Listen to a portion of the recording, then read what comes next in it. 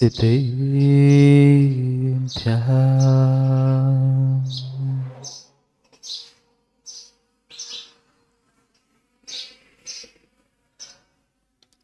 श्रीमत्परं गम्भीर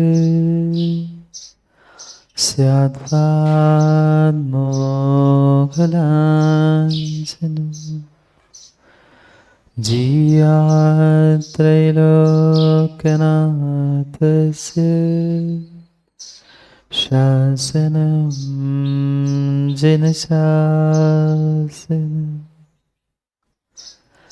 जय मङ्गलबोधारणं विमलानं नारदंसनमयारम्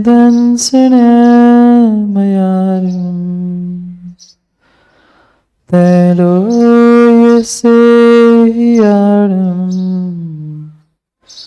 नमोऽस्यसवसीतारम्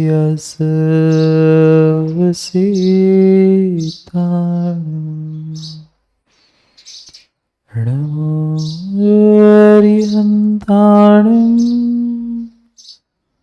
नमो सितारं नमो आयर्यारम्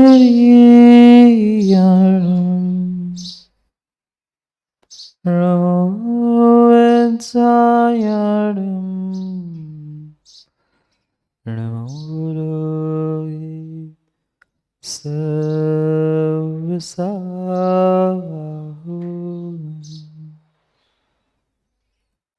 अनंत अनंत परम सिद्ध भगवान की 1800 आदिनाथ भगवान की परम पूज्य आचार्य भगवान कुंद कुंद स्वामी की परम पूज्य आचार्य भगवान गुरुवर विशुद्ध सागर जी महाराज की सनातन जैन धर्म की बोलिए परम पूज्य मुनि श्री 108 सुप्रभ सागर जी महामुनि राज की। बोलिए परम पूज्य मुनि श्री 108 प्रणत सागर जी महामुनि राज की।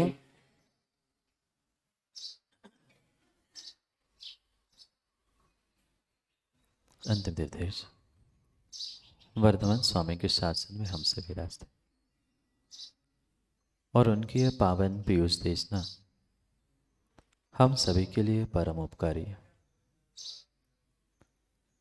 अनादिकाल से हमारी इस आत्मा में जो जन्म जरा और मृत्यु रूपी रोग लगे, उन रोगों का उपशमन करने वाली कोई परम औषधि है तो वह एकमात्र यह जिनवाणी। भव्यात्माओं, अभी एक मां मंगलाचरण कर रही थी, आत्मा के वास्ते साधना के रास्ते। वास्तव में जिन्होंने अपने आत्मा के वास्ते साधना के रास्तों को चुन लिया, वे भले ही जन्म से एक इंसान के भांति जन्मे, पर उस साधना तपस्या और महाव्रतों के निमित्त से बनने वाले वे भगवान हैं। धन्य है उनके परिणाम, धन्य है उनकी परिणति, जो अपने दिन भर के जीवन भर के प्रत्येक कार्यों में सजगता से जीने का प्रयास करते। चाहे उनका उठना बैठना हो, खाना पीना हो, चलना फिरना क्यों ना हो, पर उनकी वह प्रत्येक क्रिया मात्र और मात्र उनकी साधना और तपस्या ही हुआ करती। जहां आज पापों के अलावा और विषय कसायों के अलावा संसारी जीव अन्य कुछ भी नहीं कर रहा, वही उनके समान ही किसी मां के गर्भ से जन्मने वाला एक इंसान के रूप में इस संसार को फरिश्ता प्राप्त होगा, क्योंकि वे मात्र स्वार्थ की तपस्या नहीं, आपने भी पढ़ा होगा स्वार्थ त्याग की कठिन तपस्या बिना खेद जो करते। कोई खेद, कोई दुख, कोई चेहरे पर छोटी सी सिकंज भी नहीं कि कुछ उनको कष्ट है, परेशानी है कि दुख है। ये अकाट्य आत्मविश्वास और श्रद्धान का ही फल हुआ करता है। जब कितनी ही विषमता और कितनी ही विपरीतता होने पर भी जीव बहुत सहजता से अपने उन क्रियाओं में सजगता से और चेहरे को भी बिल्कुल इतनी प्रसन्न रखने का प्रयास करता है कि देखने वालों को भी ये ना लगे कि मोक्ष मार्ग मात्र कष्ट का मार्ग है। एक क्षण मां विचार करना, थोड़ा सा सरदर्द होता है, थोड़ा सा कष्ट होता है तो हम कितनी बार सुनाते हैं। एक छोटा सा घाव भी हो जाए, भोजन बनाते आप लोग? नहीं बनाते? कच्चा की अच्छा भोजन बनाते बनाते माँ सब्जी सुधारते सुधारते माना कि उंगली में थोड़ी सी लग गई, थोड़ा सा चाकू लग गया, क्या करते? 10 बार दिखाते, आज लग गया था, आज लग गया था, आज लग गया था। जब तक 10 लोग कहते नहीं तब तक चैन नहीं पड़ती। कम से कम 2-4 लोगों की सहानुभूति जब तक हम प्राप्त नहीं करते तब तक तो अरे वो लग गया था। काम करते समय भी, परोसते समय भी उंगली पूछे सामने वाला कि ऐसे क्यों की उंगली, फिर बताएंगे आज बना रहे थे ना सो लग गए। इतना सा कष्ट होता है तो 50 की, सैकड़ों की सहानुभूति व्यक्ति चाहता है, प्रशंसा चाहता है और दिखाने का प्रयास करता है। जिनका जीवन ही मात्र परिचय और साधना के लिए जिन्होंने समर्पित कर लिया है, धन्य उनके परिणाम और धन्य उनकी परिणति भी कि वे किसी भी प्रकार से अपने मुख को म्लान नहीं करते। चाहे कितने कष्ट हो, उपसर्ग हो, चाहे बुद्धिपूर्वक सहन करने वाले परिचय क्यों ना हो, पर जीवन की उस प्रत्येक घड़ी में वे हमेशा ही अपनी साधना, अपनी तपस्या, अपने मूल गुणों का पालन बिल्कुल बिल्कुल गदगद भावों से ही करते। शायद आप लोगों ने कभी पढ़ा हो, देखा हो, नहीं देखा हो, पर कभी अनुभूत करना, जब हमें थोड़ा सा कष्ट होता है तो कितनी वेदना का बखान और कितनों से सिंपैथी और कितनों से सहानुभूति हम चाहते हैं, पर उन्होंने कभी अपने कष्टों का, दुखों का, परिचयों का प्रदर्शन करने का विचार भी नहीं किया। कोई प्रदर्शन नहीं, मात्र और मात्र निज दर्शन, निज आत्मा की साधना में उनका एक एक कदम उठता है। कदम उठा है तो साधना है, कदम रुका है तो साधना है, विहार चल रहा है तो साधना है, विहार नहीं चल रहा है तो साधना है। क्योंकि ये जो 28 मूल गुणों को वो धारण करते हैं, ये मूल गुण ही उनका जीवन है। ये 28 मूल गुण ही उनके प्राण हैं। जैसे श्रावकों धन, दौलत, नाम, शौहरत, विषय, कसायों की पुष्टि और भोग, ये अनेक प्रकार के आपके प्राण हो सकते हैं। साधु का मात्र एक प्राण है, उनके ये 28 मूल गुण।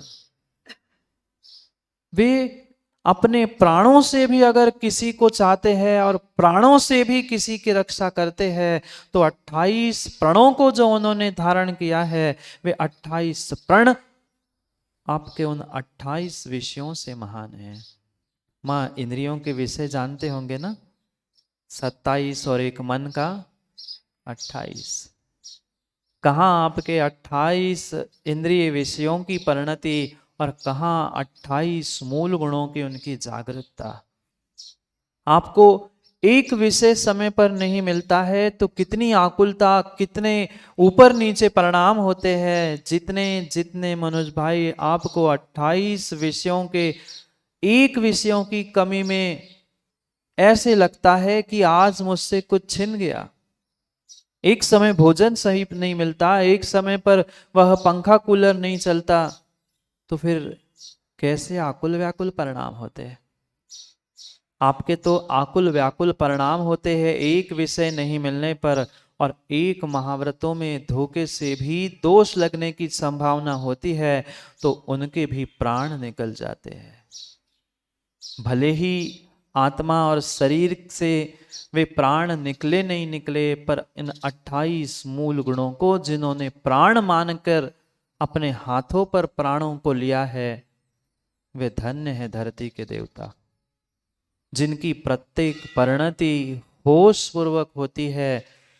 प्रत्येक प्रत्येक मात्र परिणति नहीं, परिणाम भी, उनकी सोच भी इतनी निर्मल और मात्र अपने उस महाव्रतों की, महाव्रत रूपी प्राणों की रक्षा के लिए करती। जैसे एक श्रावक अपने इंद्रियों के विषयों की पुष्टि के लिए जो चाहे कर ले, नहीं करते आप लोग? धन दौलत पैसा किस लिए कमा रहे हैं? सुबह से लेकर शाम तक किसके लिए कमा रहे हैं? मात्र और मात्र उन 28 विषयों की पुष्टि के लिए कर रहे हैं। जैसे आपका प्रत्येक कार्य मां उन 28 इंद्रिय विषयों की पुष्टि के लिए होता है, बिल्कुल साधु की प्रत्येक चर्या, प्रत्येक चर्चा मात्र उन 28 मूल गुणों के लिए होती है। दोनों के पास 28 है, आपके पास भी 28 की संख्या है, साधु के पास भी 28 की संख्या है, पर आप उन 28 में से एक को भी प्राप्त करने के भाव रखते हो तो आप तो मात्र पाप और पापों का आश्रय करते हो। उन 28 में एक में भी परिणति साधु की है तो वह कर्मों के निर्जरा और निर्जरा को ही प्राप्त करता है। कितना जमीन आसमान का अंतर है, कितना जमीन आसमान का अंतर है। इसीलिए तो आचार्य भगवंतों ने उन इंसानों को, इंसान नहीं है मां बोलो ना, क्या वे साधु मुनि इंसान नहीं है? इंसान होने पर भी उन्हें धरती के देवता कहा, इंसान होने पर भी देवता कहा। इंसान जैसे ही जन्मे, इंसान जैसे ही उठते हैं, बैठते हैं, खाते पीते सब कुछ करते हैं, पर वे इंसान होने पर भी धरती के देवता कहलाते हैं। और आप इंसान बनकर भी, कह दूं, इंसान बनकर भी पदम जी आज इंसान नहीं बन पा रहा है। भगवान बनने की तो बहुत बड़ी बात है, बहुत बड़ी बात है। भगवान आत्मा और भगवान कहते कहते लोगों ने अपने आप के साथ ही कितना बड़ा धोखा किया। बातें तो भगवान आत्मा की बातें तो भगवान बनने की, पर आज तक शायद ही कोई विरला इंसान बन पाया होगा। दूसरों को मत झांकना, क्योंकि बहुत आसान होता है लेकिन भाई दूसरों की इंसानियत और दूसरे के इंसान बनना नहीं बनना देखना, पर अपने भीतर कितनी इंसानियत है हर इंसान पहचाने। क्या वास्तव में मैं इंसान, मनुष्य, समाज का व्यक्ति, धर्मात्मा कहने योग्य हूं कि नहीं हूं? अपने आप को टटोल के देख लेना। दुनिया को दिखाने के लिए तो हमने बहुत इंसानियत वगराई, वगराना जानते हैं, दिखाना। दुनिया को दिखाने के लिए तो हमने बहुत धर्मात्मापना दिखा दिया, पर दुनिया नहीं, मेरा मन अगर गवाही दे मैं कि मैं धर्मात्मा हूं, तो अपने आप को धर्मात्मा मान लेना। किसी दूसरे को कहने की आवश्यकता नहीं है, पर अपने आप में मां सुधार करने की आवश्यकता है, सुधार करने की आवश्यकता है। हम इंसान बनकर इंसान नहीं बन पा रहे हैं, और एक इंसान बनकर भगवान बनने जा रहे हैं। ये पुण्य मानो। जो बनने वाले सिद्ध है, सिद्धालय में पहुंचने वाले हैं, जब सिद्धालय में पहुंचेंगे दूर से मात्र ज्ञानियों हाथ ही जोड़ पाओगे। आज साक्षात आंखों से इस पर्याय में उनके दर्शन हो रहे हैं। कितना अहोभाग्य और कितना पुण्य का आपका उदय है। पर पुण्य के उदय से मिले हुए इन साधनों का, इन निमित्तों का कितने को महानता का बोध है? नहीं है, नहीं है, नहीं है। उन तिर्यंसों ने तो निर्ग्रंथों के उन समितियों का, महाव्रतों का उनकी अनुमोदना करते हुए सातिशय पुण्य कमाया। मुनिराज की उस जंगल में आहार हुए थे, 2 जीवों ने आहार दिया था, 4 तिर्यंसों ने मां अनुमोदना की थी, वे भी महान पदों को प्राप्त हो चुके। हम तो साक्षात दे रहे हैं, हम तो साक्षात चरण स्पर्श कर रहे हैं, हम तो साक्षात उनके आगे पीछे घूम रहे हैं, पर फिर भी हमारी परिणति और हमारे परिणाम नहीं सुधर पा रहे हैं। धिक्कार है हमारी श्रद्धा को, धिक्कार है हमारी श्रद्धा को। अगर हमारे परिणाम और परिणति उनकी सन्निधि सानिध्य से हम सुधार नहीं पा रहे तो एक एक क्षण, एक एक समय जो उनके द्वारा हमें प्राप्त हो रहा है, उनके निमित्त से प्राप्त हो रहा है, वह एक एक मिनट, एक एक क्षण श्रावकों आपके लिए बेशकीमती है। एक एक समय बेशकीमती है। उनका उपदेश और मात्र माइक से, किसी कक्षा से दिया हुआ उपदेश नहीं, उनकी चर्या ही तुम्हारे लिए उपदेश है। ये मत सोचना कोई गाडरवारा में साधु पहुंच जाए और उसको बहुत अच्छे प्रवचन करने नहीं बनते तो माताओं ये मत सोचना कि ये साधु नहीं है। प्रवचन देना, उपदेश देना कोई मूल गुण नहीं है, कोई मूल गुण नहीं, वो तो उत्तर गुण है। आप पर दया करुणा करते हुए वे दिगंबर साधु अपने समय में से, अपने साधना में से समय निकालकर आपको समय दे रहे हैं। ये तो उनका परोपकार है, ये मूल गुण नहीं है। बहुत सारे स्थानों पर हमने देखा, अरे उन महाराज को तो कुछ बनता ही नहीं है। महाराज आपको बनाने के लिए और समाज की व्यवस्था बनाने के लिए महाराज नहीं बने। उन्होंने अपनी आत्मा को, आत्मा की साधना के लिए ये साधना के रास्ते पकड़े हैं। मुनिराजों के लिए तो मात्र अष्ट प्रवचन मातृका का बोध है तो पर्याप्त है। ये मत कहना वो उन्होंने तो कुछ कभी उपदेश दिया ही नहीं है और ये भी आवश्यक नहीं है, घंटों घंटों के उपदेश। माताओं कितने सुधरते हैं? आप ही बोलो ना, दूसरों की नहीं, अपनी आवाज भीतर से निकले। हम 5, 10, 20, 50 कुछ एकाध प्रतिशत बदले।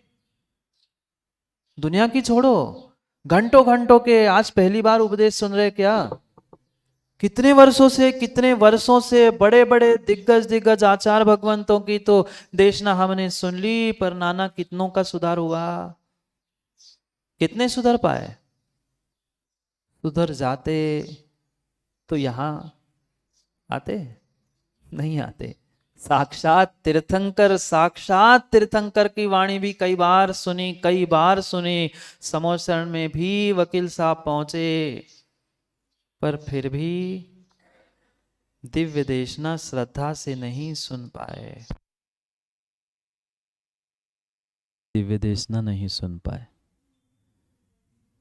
जैसे अभी सुनते सुनते भी वकील साहब सुनना बंद हो गया, ऐसे ही सुनने का प्रयास तो था, पर क्या करें माँ, पुण्य और पाप का, कर्मों का ऐसा ही लेखा जोखा है कि अथः पुरुषार्थ करने के बाद भी जीव समोशरण तक तो पहुंचा, पर जहाँ साक्षात अरिहंत अपनी दिव्यध्वनि प्रदान कर रहे थे उस 8वीं भूमि तक वह जीव नहीं पहुंचा। क्योंकि विश्वास मानना, जिनवाणी को सुनना, जिनवाणी को जानना और जिनवाणी को मानना हर किसी के बस की बात नहीं है।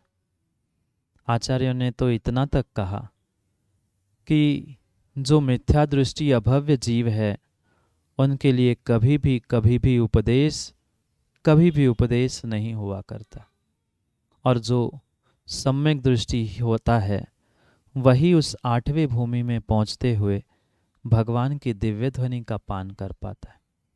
शायद तब नहीं थी भवितव्यता जब साक्षात तीर्थंकर मिले थे, पर उस समय भले ही नीचे की 7 भूमियों में, कहीं नाट्यशालाओं में, कहीं यहाँ वहाँ भटकते भटकते हमने कुछ पुण्य संचित किया था, सो आज उन्हीं तीर्थंकर की वाणी निर्ग्रंथों से सुनने का सौभाग्य मिल रहा है। ये पुण्य की, अपने स्वयं के पुण्य की सराहना तो करो कि जहाँ साक्षात तीर्थंकर होने पर भी हम नहीं सुन पाए, नहीं समझ पाए। भले ही तीर्थंकर नहीं सही, पर तीर्थंकर की मुद्रा को धारण करने वाले निर्ग्रंथों से उनकी उस चर्या और चर्चा का उपदेश प्राप्त करते हुए हम अपने आप को अपनी श्रावक पर्याय को अहो भाग्यशाली और धन्य भाग्यशाली माने। क्या करे जीव कितना ही पुरुषार्थ कर ले, कितना ही अच्छा लगे चाहे बुरा लगे, पर अशोक जी जितनी कैन है दूध तो माताओं 10 की कैन हो गई थी, पर क्या करें, पाप का छेद अभी बंद नहीं था, इसलिए पुरुषार्थ होने पर भी पुण्य ने धोखा दे दिया। यही जीव के साथ आज तक होता रहा। जब समय मिलता तो समझ नहीं, और जब समझ आती है तो समय हाथों से निकल जाता है। आज की नहीं, आज तक जितने भव जीव ने प्राप्त किए हैं, वहां प्रत्येक भव में जीव ने यही भूल की। सब कुछ मिलने पर भी कुछ भी नहीं कर पाए, क्योंकि मात्र और मात्र जीव की कुछ विपरीत मानसिकता और विपरीत बुद्धि के कारण से। धन्य है जिन्होंने अपनी सोच, अपनी बुद्धि, अपना ज्ञान, अपना चारित्र, अपनी क्रिया, प्रत्येक कार्य में उन्होंने अपने आप में कूट के विवेक को रख दिया। उनका प्रत्येक कार्य, श्रावकों विचार करना, आपका प्रत्येक कार्य मात्र और मात्र उन इंद्रियों के 28 विषयों को पुष्ट कर रहा है, पाप और पाप दे रहा है, और उनका प्रत्येक कार्य उनके लिए कर्मों के निर्जरा के लिए निमित्त बन रहा है, उनके 28 मूल गुणों की पुष्टि के लिए। 5 महाव्रत, 5 समिति, गुप्ति, आवश्यक, इंद्रिय निरोध, शेष गुण आदि के माध्यम से वे अपनी दिन भर की चर्या में ऐसे संलग्न हुए हैं कि उनके अलावा, उन मूल गुणों के अलावा अन्य कोई भी उनकी परिणति होती ही नहीं है। वे उपदेश भी दे रहे हैं तो भी सहजता से उनके उन मूल गुणों का पालन हो रहा है, नहीं भी दे रहे हैं तो भी उनके मूल गुणों का पालन हो रहा है, क्योंकि प्रवचन, उपदेश देना, कोई अनुष्ठान आदि कराना, ये भले ही मूल गुण नहीं है, पर वे आशीष प्रदान कर रहे हैं, अपनी साधना का, अपनी समितियों का पालन कर रहे हैं। उपदेश करते समय भाषा समिति का पालन, उठते बैठते चलते फिरते उस एरिया समिति, आदान निक्षेपण समिति का पालन कर लिया। ज्ञानियों, आज तक कानों के प्रवचन तो बहुत सुने ना। गार्डरवारा की माताओं, सुनाई दे रहा है? थोड़ा सा तो सुनाई दिया होगा। आज तक कानों की चर्चा, कानों के उपदेश तो बहुत सुन लिए, पर जिनका शरीर ही, जिनका प्रत्येक क्रियाकलाप ही आपके लिए उपदेश है। पूज्यपाद स्वामी मनोज भाई सरवार सिद्धि ग्रंथ में कहते हैं, अवाक विसर्जा वपुषा निरूपयन्ति मोक्ष मार्गा। जिनका ये शरीर, उनकी दिगंबर मुद्रा, उनका हाथ उठाना, उनका ग्रंथ उठाना, उनका ग्रंथ रखना, ये प्रत्येक कार्य तुम्हारे लिए उपदेश दे रहा है। माँ कभी देखा आपने तो ग्रंथ उठाया और लो महाराज, पर मुनिराज हाथ लगाने से पहले, रखने से पहले इसे मार्जिन करते हैं, ग्रंथ को जहाँ रखना है वहाँ फिर ग्रंथ रख लिया। हम कितना विवेक रखते हैं, कितनी ही विपरीतता हो, कितना ही कष्ट हो, पर कभी भी कभी भी कभी भी ये अपनी चर्या से विमुख नहीं होते। पहले देखेंगे भूमि को, स्थान को, जहां से उठाना है, जहां रखना है, और फिर उसको पिछी से, और वो भी विवेक पूर्वक। ऐसा नहीं जैसे कि आप झाड़ू और पोंछा लगाते हो, झाड़ू लगाते ना देख के, नहीं, ना कमर टेढ़ी करनी पड़ी। आजकल तो इतने अच्छे साधन आ चुके हैं, कमर टेढ़ी भी नहीं करनी पड़ती। खड़े खड़े वो, ना पानी पहुंचने की आवश्यकता है, वे वाइपर आ गए हैं, झाड़ू की भी आवश्यकता नहीं, वैक्यूम क्लीनर आए, फिर हो गया। कितने जीव मर रहे हैं, क्या हो रहा है, कोई विवेक नहीं। वे पहले अपने आंखों से देखेंगे और पिछी भी चलाएंगे, तो पहुंचने के लिए नहीं, धूल झड़ाने के लिए नहीं, वहां किसी भी प्रकार की जीवों की विराधना ना हो, छोटा सा छोटा जीव भी मेरे द्वारा दुख को प्राप्त ना हो, ये उनकी परिणति परिणाम होते हैं। फिर दिनेश जी, किसी पंचेंद्रिय को वो दुख क्यों देंगे? जब एक छोटे से जीव पर इतनी दया है कि उनका मार्जिन करके, अलग करके रखना, उठना, देना, बैठना आदि काम करते हैं, वे किसी भी प्रकार से पंचेंद्रिय को कष्ट हो ऐसी भावना क्या, ऐसा कार्य भी जीवन में नहीं करते। ये तो श्रावकों की सोच है, ये तो व्यक्ति की सोच है कि क्या, कैसा, क्या नहीं। पर साधु किसी जीव की विराधना, किसी जीव को कष्ट हो ऐसा कोई कार्य करते ही नहीं, सोचते ही नहीं, सोचते ही नहीं। कितनी जागरूकता होगी माँ, एक क्षण विचार करो। आप तो दिन में कितना लेन देन, कितनी उठाधरी करते हो, क्या इतना विवेक से देखते हैं? नहीं, कभी नहीं देखा। कभी चटाई उठा के नीचे देखा, कुछ है? आए धड़ाम से बैठ गए, कुछ विवेक नहीं, कुछ विवेक नहीं। वे बैठ रहे हैं, सो मार्जिन, उठ के खड़े हो गए तो शरीर का मार्जिन, कमरे से बाहर गए तो मार्जिन, छांव से धूप, धूप से छांव आ गए तो पीछे से मार्जिन करते हैं। अरे इन महाव्रतों की, उनकी चर्या को देख के उपदेश को तो सुन लो। क्या कानों के उपदेश सुनने के पीछे पड़े हो? कानों के उपदेश सुनते सुनते सुनते सुनते माँ इससे सुना और इससे, बोलो ना, निकाल दिया। इससे सुना और इससे निकाल दिया।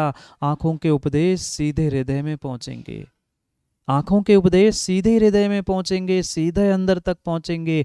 आंखों से उपदेश सुनने का प्रयास करो, आंखों से उपदेश सुनने का प्रयास करो। कष्ट हो, विपरीतता हो, फिर भी साधना के आप होते तो एक आध दिन सोच लेते, आज तो बुखार है, आज रहने दे, सामयिक, शाम को कर लेंगे, 5 ही तो माला फेरनी है, देख लेंगे, रात में कर लेंगे। नहीं, कोई आवश्यकों में छूट नहीं, कोई साधना में कमी नहीं, कोई मूल गुणों में अतिचार नहीं, कोई 28 कृति कर्मों में लोप नहीं। प्रत्येक कार्य में विवेक पूर्वक ग्रंथ उठाना है, पिछी कमंडल भी उठाना है तो पहले देखेंगे, मार्जिन करेंगे, और फिर उसका साधुओं का लेन देन होता है। साधुओं का भी लेन देन होता है, साधु भी लेन देन करते हैं। जो आवश्यक सामग्री है, उन आवश्यक सामग्रियों को भी, ऐसा नहीं है उठाई कोई भी वस्तु और कहीं भी खिसका दी, करते ना आप लोग भी। थके हारे हैं और फिर माँ एकासन उपवास आदि हो तो फिर तो कहना ही क्या। वे जिनवाणी रखने वाले टेबल भी पैरों से खिसक जाते, चटाइयाँ भी पैरों से बिछ जाती है। सोचो ना, अपने स्वयं के बारे में सोचो। चटाई भी पैरों से बिछ जाती है, टेबल कुर्सी भी पैरों से खिसक जाती है। वे खिसकाना तो दूर की बात, आप लोग नहीं खिसकाते? पूजा के समय भी चौके में बैठे महाराज जी और टेबल खिसका रहे। ये फिर कहते महाराज कितनी कठिन चर्या। मैं पुनः कह रहा हूं, गलती आप करोगे, प्रायश्चित मां साधु को लेना पड़ता है। आपने तो खिसका दिया, आपको विवेक नहीं था, और माता महाराज माना कि महाराज जी उठ के चले गए। फिर रोते हैं, श्रावक बिलखते हैं, महाराज बहुत बड़ा ज्ञान देते हो, हमने तो उनके साथ ऐसा किया था। अरे उनको उस समय नहीं था ध्यान, पर तुम तो उनके मूल गुणों में दोष लगा रहे हो। विवेक से उठा के रखो। खिसका दो बर्तन, माता ही कहते खिसका दो टेबल, खिसका दो आगे। साधु चौके में पहुंचने के बाद मां कोई भी सावध्य नहीं होना चाहिए, कोई भी सावध्य नहीं होना चाहिए। कोई भी सावध्य हुआ, मुनिराज ने अंजलि छोड़ दी। इतना इतनी इतनी जागरूकता। हमें तो यही लगता है, हमें तो यही लगता है, क्यों हमें तो यही लगता है रे सब, महाराज ने तो देखा ही नहीं लाइट आई कि गई। उतने में हम तो इतने इतने होशियार श्रावक के हमें तो लगता है पता ही नहीं चले। पर आपको भले ही पता नहीं चले श्रावकों, पर साधुओं का इतना विवेक और इतनी जागरूकता होती है कि पड़ोसी के घर में भी क्या हो रहा है क्या नहीं हो रहा है बैठ के बता सकते।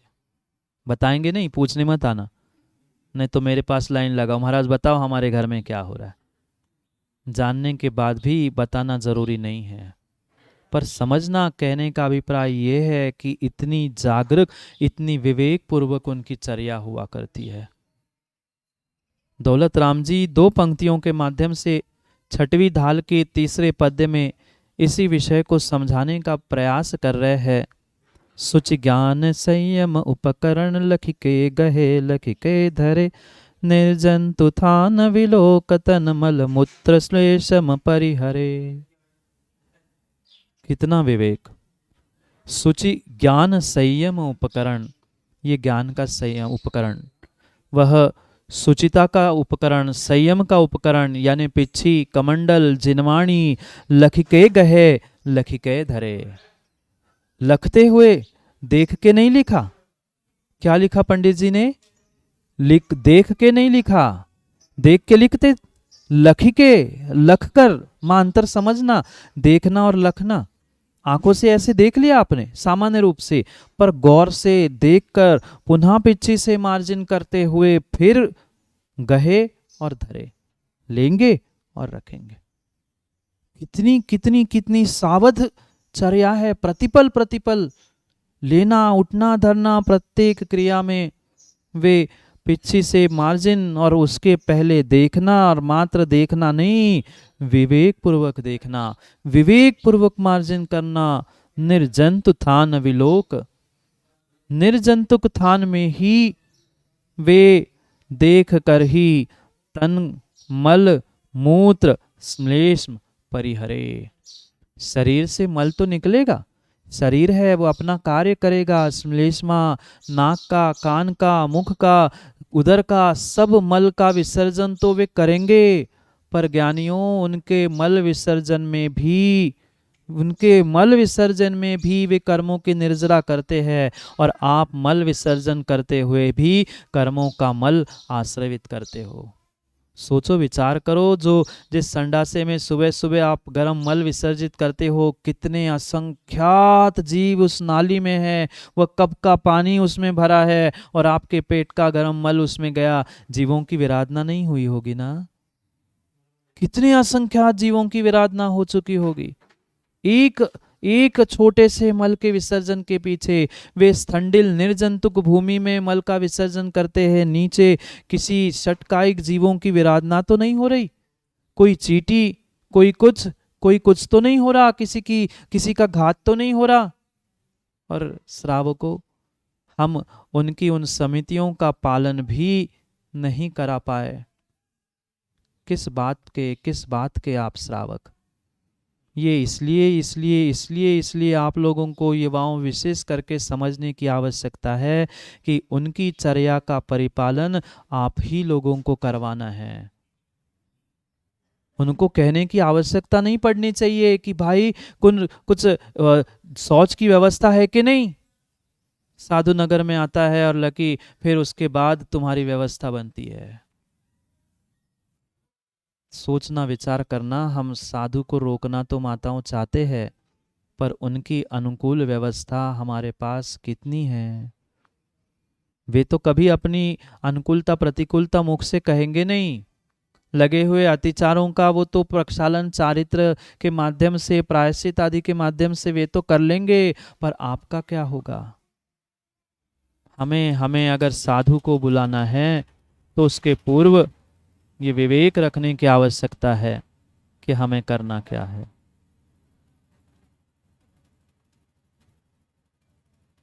ये सोचो और ये समझो।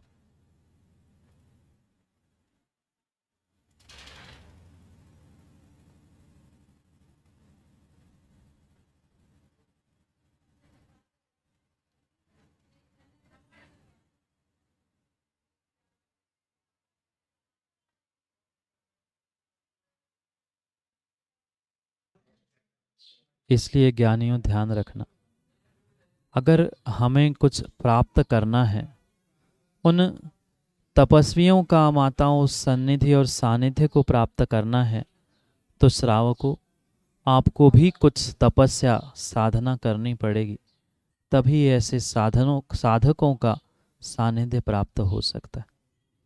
क्योंकि ये विश्वास मानना, जो ईमानदारी से साधना करेंगे वे कभी भी अपने साधनों के साथ, अपनी साधना के साथ, मूल गुणों के साथ समझौता नहीं कर सकते। क्योंकि आप तो श्रावक है, माँ आप तो यही कहोगे ना महाराज जी इतना तो चल जाएगा। भक्त तो यही कहता है कि महाराज इतना सा ही तो दोष हुआ, इतनी सी तो गलती हुई, क्यों वकील साहब इतना तो चला लेना चाहिए। आंख बंद कर लेते, लाइट ही आ गई थी तो चल जाता, कौन पूछता। पर वास्तव में यही उनकी ईमानदारी की साधना है, और उस साधना के लिए ही उन्होंने अपने जीवन को, अपने आप को समर्पित किया। धन्य है कि वे शरीर के मल का भी विसर्जन करते हैं, तो शरीर के मल के विसर्जन में भी विवेक पूर्वक करते। देखा होगा कई सारे श्रावकों को और कई सारी धर्मशालाओं की दीवालों को, नहीं देखा? सीढ़ियों के कोने, धर्मशाला के कोने थूक थूक के लाल कर देते। क्या देखा वहां कितने जीव, कितनी चींटियां होती है? कभी नहीं।